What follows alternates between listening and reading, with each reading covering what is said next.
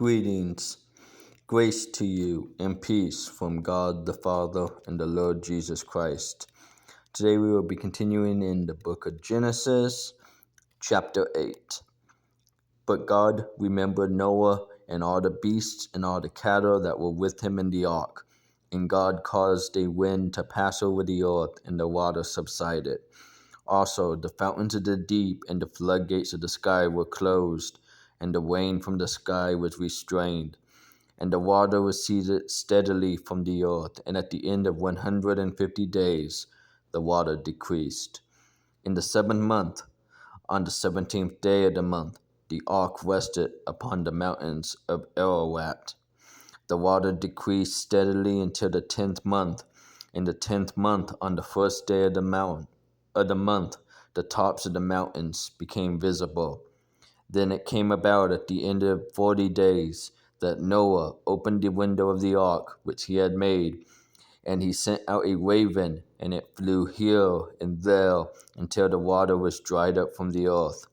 Then he sent out a dove from him to see if the water was abated from the face of the land.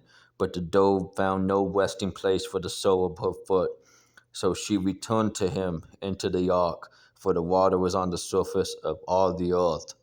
Then he put out his hand and took her and brought her into the ark to himself. So he waited yet another 7 days, and again he sent out the dove from the ark. The dove came to him toward evening, and behold, in her beak was a freshly picked olive leaf. So Noah knew that the water was abated from the earth. Then he waited yet another 7 days, and sent out the dove, but she did not return to him again.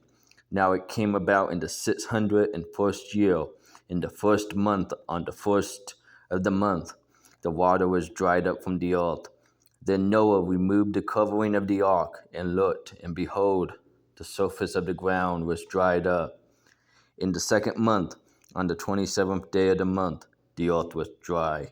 Then God spoke to Noah, saying, Go out of the ark, you and your wife and your sons wives with you. Bring out with you every living thing of all flesh that is with you, birds and animals, and every creeping thing that creeps on the earth, that they may breed abundantly on the earth, and be fruitful and multiply on the earth. So Noah went out, and his sons and his wife and his sons' wives with him, every beast, every creeping thing, and every bird. Everything that moves on the earth went out by their families from the ark. Then Noah built an altar to the Lord, and took of every clean animal and of every clean bird, and offered burnt offerings on the altar. The Lord smelled the soothing aroma, and the Lord said to himself, I will never again curse the ground on account of man, for the intent of man's heart is evil from his youth, and I will never again destroy every living thing as I have done. While the earth remains, seed time and harvest, and cold and heat, and summer and winter, and day and night shall not cease.